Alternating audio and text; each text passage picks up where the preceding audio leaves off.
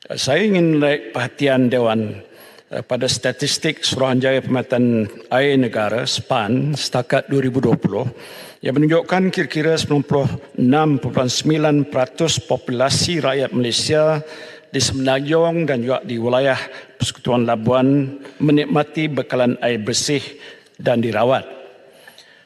Namun secara perbandingannya dari jumlah ini, sebagai contoh, hanya 71.7% daripada 1.7 juta penduduk Kelantan mendapat akses bekalan air bersih dan berkualiti untuk menjadikan negeri itu mempunyai peratusan agak yang terendah dari segi akses pada air bersih.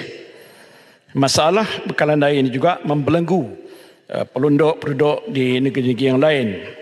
Insiden gangguan bekalan air yang kerap berlaku di negeri yang dianggap maju sekarang ini seperti di Selangor, di Lembah Kelang, malahan di sekitaran kawasan di Kuala Lumpur ini sudah pun menghadapi masalah gangguan bekalan air bukan sekali tetapi mungkin dalam tempoh 2-3 minggu sekali. Insiden kekurangan dan juga gangguan bekalan air biasa ini berlaku akibat peningkatan penduduk dan juga keperluan industri. Namun soalnya, apakah persediaan dan tindakan proaktif segera kerajaan pusat dan kerajaan-kerajaan ini untuk menjamin bahawa rakyat tidak terus berhadapan dengan isu ini, dan apakah pula pelan jangka panjang kerajaan dalam nak memastikan akses kepada bekalan air bersih dan terawat ini tidak menjadi masalah yang terus menghantui penduduk dan industri di kawasan-kawasan seluruh negara. Bagi saya, pindaan yang hendak dilakukan ini merupakan usaha yang baik ke arah untuk mengurangkan karenah birokrasi. Namun tumpuan yang perlu diberikan pada cara menambah baik kecekapan pengurusan air dan juga liputan kemudahan bekalan air kepada segenap lapisan masyarakat tanpa memberikan layanan yang berbeza di antara negeri. Kerajaan pusat harus bersikap adil dalam soal penyediaan utiliti asas secara cekap dan berterusan kerana setiap rakyat Malaysia berhak untuk mendapatkan bekalan air bersih untuk menjalani kehidupan yang selesa. Dan dalam konteks ini saya menggesa kerajaan pusat melihat kayu ukur kemiskinan dari perspektif yang lebih luas. Sejak sekian lama negara kita mengukur kemiskinan dengan menggunakan garis pendapatan tanpa mengira akses air bersih sebagai salah satu indikator kemiskinan seperti takrifan oleh pihak Bank Dunia. Apa gunanya jika rakyat mendapat bantuan wang semata-mata tetapi dinafikan hak asasi mereka untuk mendapat bekalan air bersih dan terawat?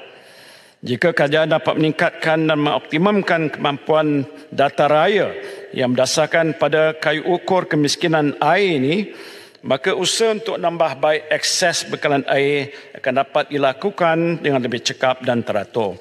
Dan ini seharusnya menjadi anjakan fungsi SPAN sebagai sebuah entiti yang bertanggungjawab menjamin akses bekalan air yang menyeluruh, berkualiti dan selamat untuk buat semua pengguna. SPAN telah pun ditubuhkan hampir 17 tahun lama, tapi masalah masih berlaku. Secara purata penggunaan air per kapita harian oleh rakyat Malaysia ini adalah tinggi, iaitu 201 liter setiap orang sehari berbanding 165 liter mengikut saranan Pertubuhan Bangsa-Bangsa Bersatu. Jadi sebab itu ini adalah satu cabaran yang besar kepada kerajaan negeri dan pusat untuk menampung kapasiti penggunaan air di sebalik keterbatasan kewangan kerajaan negeri. Tuan Yang Pertua, soal aspek pengurusan bekalan air secara komprehensif dan komitmen untuk mengangkat agenda mentransformasi sektor air ini telah pun digariskan dalam Pelan Transformasi Sektor Air 2040 ataupun WST 2040.